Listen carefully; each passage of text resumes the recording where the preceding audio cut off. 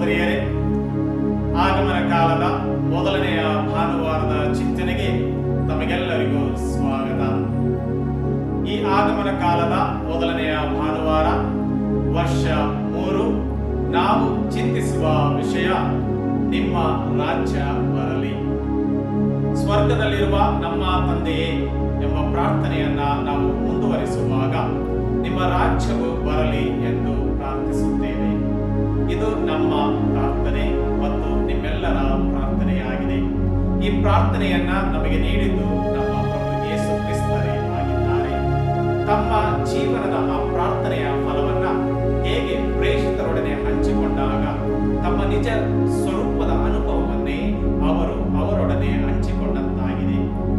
ಇಂತಹ ಅನುಭವದ ಆಧಾರದ ಮೇಲೆಯೇ 1ನೇ ಕೊರಿಂಥಿಯವರಿಗೆ ಬರೆದ ಮೊದಲನೆಯ ಪತ್ರದಲ್ಲಿ ಅಧ್ಯಾಯ 16 ವಾಕ್ಯ 22ರಲ್ಲಿ ಸಂತ ಪೌಲರು ಹೇಳುವ ಹಾಗೆ, ಮಾರನಾಥ ಅಂದರೆ ಪ್ರಭುವೇ ಬನ್ನಿ.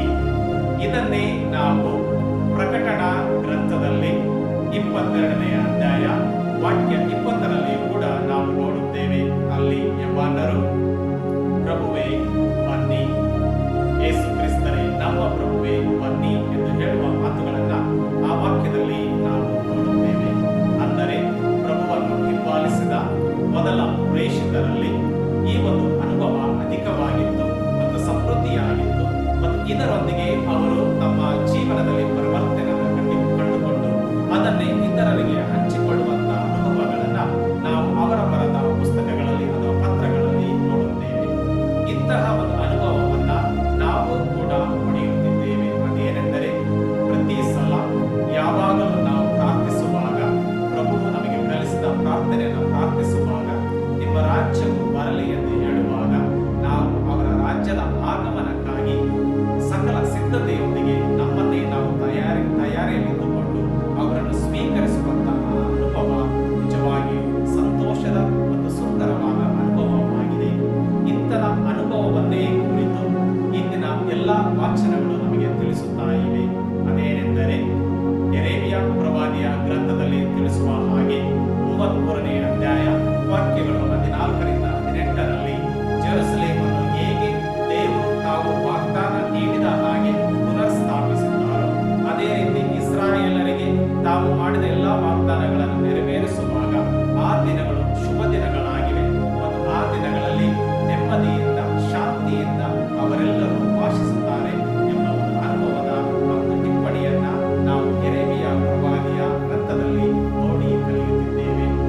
ಈ ಮಾತುಗಳನ್ನು ಕೇಳುವಾಗ, ಅದೇ ರೀತಿ ಈ ಆಲೋಚನೆಯಲ್ಲಿ ನಾವು ಮುಂದುವರಿಯುವಾಗ, ಸಂತ ಪೌಲರು ಥೆಸಲೋನಿಯವರಿಗೆ ಬರೆದ ಮೊದಲನೆಯ ಪತ್ರದಲ್ಲಿ ಹೇಗೆ ನಾವು ದೇವರ ದಿನಕ್ಕಾಗಿ ಸಿದ್ಧತೆಗೊಳಿಸಬೇಕು ಎಂಬುದನ್ನು ಅವರು ಅಲ್ಲಿ ತಿಳಿಸಿದ್ದಾರೆ. ಅಂದರೆ ದೇವರ ರಾಜ್ಯವ ಬರುವಾಗ ನಾವು ಪರಿಶುದ್ಧತೆಯಿಂದಲೂ ನಿಷ್ಕಳಂಕರಾಗಿಯೂ ನಮ್ಮನ್ನೇ ನಾವು ದೇವರ ಸನ್ನಿಧಿಯಲ್ಲಿ ತೋರಿಸಿಕೊಳ್ಳಬೇಕು. ಮತ್ತು ಅದೇ ರೀತಿ ನಮ್ಮೆಲ್ಲ ಸಮುದಾಯಗಳನ್ನು ಕೂಡ ನಾವು ಪರಿಶುದ್ಧತಾ ಸಮುದಾಯಗಳಾಗಿ ಮಾರ್ಪಡಿಸಿ ಅವುಗಳನ್ನು ದೇವರಿಗೆ ಯೋಗ್ಯ ಕಾಣಿಕೆಯನ್ನಾಗಿ ಅರ್ಪಿಸಬೇಕೆಂಬ ಆ ಬಯಕೆಯನ್ನ, ಆ ಒಂದು ತತ್ವವನ್ನ ಸಂತ ಪೌಲರು ನಮ್ಮ ಈ ವಾದವನ್ನ ಥೆಸಲೋನಿಯವರಿಗೆ ಬರೆದ ಮೊದಲನೇ ಪತ್ರದಲ್ಲಿ ತಿಳಿಸುತ್ತಾ ಇದ್ದಾರೆ. ಈ ಕಾರ್ಯವು ನಮ್ಮ ಕಾರ್ಯವೂ ಆಗಬೇಕಾದರೆ ಲೂಕರು ಬರೆದ ಶುಭ ಸಂದೇಶ ಅಧ್ಯಾಯ 21 ವಾಕ್ಯಗಳು 25ರಿಂದ 36ರಲ್ಲಿ ನಮಗೆ ಹೇಳುವಂತೆ ನಾವು ಜಾಗರೂಕರಾಗಿರಬೇಕು ಮತ್ತು ಎಚ್ಚರಿಕೆಯಿಂದ ಇರಬೇಕು. ಈ 2 ಗುಣಗಳನ್ನು ನಾವು ಬೆಳೆಸಿಕೊಳ್ಳಬೇಕಾದರೆ ಬರುವ ದೇವರನ್ನ ನಾವು ಸಂಪೂರ್ಣ ಮನಸ್ಸಿನಿಂದ ಮತ್ತು ಸಂತೋಷದ ಹೃದಯದಿಂದ ಸ್ವೀಕರಿಸಬೇಕೆಂಬುದು ಇಂದಿನ ಶುಭ ಸಂದೇಶದ ಧ್ಯೇಯವಾಗಿದೆ. ಆದ್ದರಿಂದ ಪ್ರಿಯರೇ, ಮೊದಲನೆಯ ಆಗಮನ ಯೇಸು ಮನುಷ್ಯರಾಗಿ ಜನ್ಮ ತಾಳಿ ನಮ್ಮ ಮಧ್ಯೆ ವಾಸಿಸಿ ದೇವರ ವಾಕ್ಯವನ್ನ ನಮ್ಮೊಡನೆ ಹಂಚಿಕೊಂಡಂತೆ ಮತ್ತು ಆ ದೇವರ ವಾಕ್ಯದ ಸಫಲತೆಯನ್ನ ನಮಗೆ ನೀಡಿದಂತೆ, 2ನೇ ಬಾರಿ ಪ್ರಭು ಯೇಸು ಆಗಮಿಸುವಾಗ ಅವರು ತಮ್ಮ ಸಂಪೂರ್ಣ ಒಂದು ಮಹಿಮೆಯೊಂದಿಗೆ ಇಲ್ಲಿ ಇಳಿಯುವಾಗ ದೇವರ ಸಾಮ್ರಾಜ್ಯವನ್ನ ಶಾಶ್ವತವಾಗಿ ಸ್ಥಾಪಿಸುತ್ತಾರೆ ಎಂಬ ವಿಶ್ವಾಸವು ನಮ್ಮಲ್ಲಿದೆ. ಆದ್ದರಿಂದ ಆ ಮೊದಲನೆಯ ಆಗಮನ, ಅದೇ ರೀತಿ 2ನೇಯ ಆಗಮನ, ಪ್ರಭು ಯೇಸುವಿನ ಆ ಒಂದು ರಹಸ್ಯದಲ್ಲಿ ನಾವು ಈ ಆಗಮನ ಕಾಲದ ರಹಸ್ಯಗಳನ್ನ ಮತ್ತು ಆಚರಣೆಯನ್ನ ಮುಂದುವರಿಸ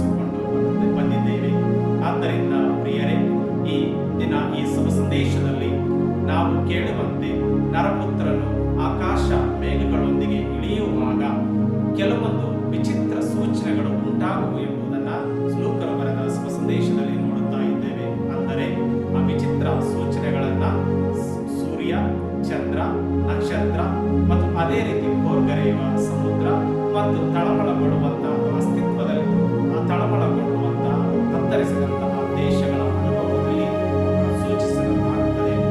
ಇದನ್ನು ನಾವು ನೋಡುವಾಗ ನಮಗೆ ಗೊತ್ತಾಗುತ್ತದೆ, ನಮ್ಮ ದಿನನಿತ್ಯದ ಜೀವನದಲ್ಲಿ ನಾವು ಹೇಳುವಾಗ ಆ ಸೂರ್ಯನ ಅನುಭವ, ಅದೇ ರೀತಿ ರಾತ್ರಿ ಮಲಗುವಾಗ ಆ ಚಂದ್ರನ ಒಂದು ಅನುಭವ, ಹೀಗೆ ಇದೇ ರೀತಿ ಒಳ್ಳೆಯ ಕಾಲ ಕೆಟ್ಟ ಕಾಲ ಎಂಬ ಈ ಒಂದು ಆಲೋಚನೆಗಳನ್ನ ನಕ್ಷತ್ರಗಳ ಬಗ್ಗೆ ಹೋಲಿಸಿದಂತೆ ಅದೇ ರೀತಿ ದೇಶಗಳ ನಾಶ ಮತ್ತು ಭೋರ್ಗರೆಯುವ ಸಮುದ್ರ ಇವೆಲ್ಲವುಗಳು ಒಂದು ರೀತಿಯ ವಿಚಿತ್ರ ಸೂಚನೆಗಳೊಂದಿಗೆ ಆ ದೇವರು ಆಗಮಿಸುತ್ತಾರೆ ಎಂದು ಹೇಳುವಾಗ ಕೆಲವರಿಗೆ ಇದು ಭಯಭೀತಿಯ ಅನುಭವವಾಗಿರುತ್ತದೆ, ಇನ್ನು ಕೆಲವರಿಗೆ ಇದು ಸಂತೋಷದ ಸುಂದರವಾದ ಅನುಭವವಾಗಿರುತ್ತದೆ. ಇಲ್ಲಿ ಹೇಳುವುದೇ ಇಷ್ಟೇ, ದೇವರ ಬರುವಿಕೆಯನ್ನ ಯಾರು ನಿರೀಕ್ಷಿಸುತ್ತಾ ಇದ್ದಾರೋ, ದೇವರ ಆಗಮನಕ್ಕಾಗಿ ಯಾರೆಲ್ಲ ಕಾಯುತ್ತಾ ಇದ್ದಾರೋ ಅವರಿಗೆ ಈ ದಿನಗಳು ಶುಭ ದಿನಗಳಾಗಿವೆ ಎಂಬುದನ್ನು ಯೆರೆಮೀಯ ಗ್ರಂಥದಲ್ಲಿ ನಾವು ಕೇಳಿದ್ದೇವೆ. ಅದೇ ರೀತಿ ಇಂತಹ ಅನುಭವವನ್ನ ಪೌಲರು ಥೆಸಲೋನಿಯವರಿಗೆ ತಿಳಿಸುವಾಗ ನಾವು ಸುಂದರವಾಗಿಯೂ ಮತ್ತು ಅದೇ ರೀತಿ ಪರಿಶುದ್ಧರಾಗಿಯೂ ಇದಕ್ಕಾಗಿಯೇ ನಾವು ನಮ್ಮನ್ನೇ ಕಾಯ್ದಿರಿಸಿಕೊಳ್ಳಬೇಕು ಮತ್ತು ನಮ್ಮ ತಯಾರಿಯನ್ನೇ ಮಾಡಬೇಕು ಎಂಬುದನ್ನು ಸಂತ ಪೌಲರು ತಿಳಿಸುತ್ತಾ ಇದ್ದಾರೆ. ಈ ಒಂದು ತಯಾರಿಕೆಯಲ್ಲಿ ನಾವು ಸದಾ ಕಾಲ ಜಾಗರೂಕರಾಗಿರಬೇಕು ಮತ್ತು ಎಚ್ಚರಿಕೆಯಿಂದ ಇರಬೇಕು. ಕಾರಣ ಈ ಲೋಕದಲ್ಲಿ ಈ ಎಲ್ಲಾ ಸೂಚನೆಗಳು ಒಂದೊದಗುವಾಗ ಅಥವಾ ಆಗುವಾಗ ನಮಗೆ ಒಂದಲ್ಲ ಒಂದು ರೀತಿ ಭಯವು ಇರಬಹುದು. ಆದರೆ ಈ ಭಯವು ಯಾಕೆ ಇರುವುದೆಂದರೆ ದೇವರು ತೋರಿಸಿದ ದಾರಿಯನ್ನು ಬಿಟ್ಟು ನಾವು ಮಂದಮತಿಗಳಾಗಿ ನಮ್ಮದೇ ಆದ ಆಚಾರ ವಿಚಾರಗಳಲ್ಲಿ ನಾವು ತೊಡಗಿಕೊಂಡಾಗ, ನಾವು ತಪ್ಪು ದಾರಿ ಹಿಡಿದಾಗ, ದೇವರ ಬರುವಿಕೆಗೆ ನಾವು ಸಿದ್ಧತೆ ಮಾಡದೇ ಇರುವಾಗ ಇದು ಒಂದು ಭಯಭೀತಿಯ ಅನುಭವ ಆಗಬಹುದು, ಆಗುತ್ತದೆ ಎಂಬುದನ್ನು ಸಂತ ಲೂಕನು ಮಂಡಿಸುತ್ತಾ ಇದ್ದಾರೆ. ಆದರೆ ಈ ಸೂರ್ಯ, ಚಂದ್ರ, ನಕ್ಷತ್ರ ಇವುಗಳ ಆಧಾರವನ್ನು ಬಿಟ್ಟು ಇವುಗಳಿಂದ ಮಿಗಿಲಾಗಿ ಬೆಳುಪಾಗಿ ಹೊಳಪಾಗಿ ಪ್ರಕಾಶಮಯವಾಗಿ ಪ್ರಜ್ವಲಿಸುವ ಪ್ರಭು ಯೇಸು, ಅವರ ಶಕ್ತಿ ಮಹಾಶಕ್ತಿ ಮತ್ತು ಇಡೀ ಜಗತ್ತಿಗೆ ಅವರೇ ಒಡೆಯರಾಗಿದ್ದಾರೆ ಮತ್ತು ಇವೆಲ್ಲವುಗಳು ಅವರ ಒಂದು ಪ್ರಕಾಶಮಯದಲ್ಲಿ ಯಾವ ಲೆಕ್ಕಕ್ಕೂ ಇಲ್ಲ ಎಂಬ ಮಾತನ್ನ ಸಂತ ಲೂಕನು ಕೂಡ ಹೇಳುತ್ತಾ ಇದ್ದಾರೆ. ಅಂದರೆ ಈ ಲೌಕಿಕ ವಿಚಾರಗಳ ಆಧಾರದ ಮೇಲೆ ನಮ್ಮ ಜೀವನವನ್ನ ಕೇಂದ್ರೀಕರಿಸುವ ಬದಲು ದೇವರು ನಮಗೆ ಕಲಿಸಿಕೊಟ್ಟಂತಹ ಆ ಪಾಠಗಳ ಮೇಲೆ, ದೇವರ ವಾಕ್ಯದ ಮೇಲೆ ನಾವು ಬೇರೂರಿ ಅವುಗಳಿಂದ ಸಿಕ್ಕಂತ ಸಫಲತೆಯಲ್ಲಿ ನಾವು ಸದಾ ಸಂತೋಷವನ್ನ ಕಾಣಬೇಕು ಮತ್ತು ದೇವರು ನಮಗೆ ನೀಡಿದ ಆ ಸೂಚನೆಗಳ ಆಧಾರದ ಮೇಲೆ ಸದಾ ಸಿದ್ಧತೆಯನ್ನ ಮಾಡಿಕೊಂಡು ಸಕಲ ಸಿದ್ಧತೆಗಳೊಂದಿಗೆ ನಾವು ಪ್ರಭು ಯೇಸುವನ್ನು ಸ್ವೀಕರಿಸಬೇಕು ಮತ್ತು ಅವರ ಆಗಮನಕ್ಕಾಗಿ ನಾವು ಕಾಯಬೇಕು ಎಂಬುದನ್ನು ಸಂತ ಲೂಕನು ತಮ್ಮ ಶುಭ ಸಂದೇಶದಲ್ಲಿ ಎಲ್ಲರಿಗೂ ತಿಳಿಸುತ್ತಾ ಇದ್ದಾರೆ. ಆದ್ದರಿಂದ ಪ್ರಿಯರೇ, ಇವೆಲ್ಲ ವಿಚಿತ್ರ ಸೂಚನೆಗಳು ಬಂದೊದಗುವಾಗ ಸಂತ ಲೂಕನು ಹೇಳುವಂತೆ ಕೆಲವರಿಗೆ ಭಯಭೀತಿಯ ಅನುಭವ ಆಗಬಹುದು. ಆದರೆ ನಮಗೆ ಕ್ರೈಸ್ತರಿಗೆ ದೇವರ ಪ್ರೀತಿಯಿಂದ ತುಂಬಿದಾಗ ಮತ್ತು ದೇವರ ಪ್ರೀತಿಯ ಅನುಭವ ನಮ್ಮಲ್ಲಿರುವಾಗ ಇದು ಒಂದು ರೀತಿಯ ಸಂತೋಷದ ಅನುಭವವಾಗಿರುತ್ತದೆ ಮತ್ತು ಸಂಪೂರ್ಣ ನಿರೀಕ್ಷೆಯಿಂದ ನಾವು ಇದನ್ನು ಕಾಯಬೇಕು ಮತ್ತು ಅದಕ್ಕೆ ಬೇಕಾದ ಸಕಲ ಸಿದ್ಧತೆಗಳನ್ನು ನಾವು ಮಾಡುತ್ತಾ ಸಂಪೂರ್ಣ ಎಚ್ಚರಿಕೆಯಿಂದ ಮತ್ತು ಜಾಗರೂಕತೆಯಲ್ಲಿ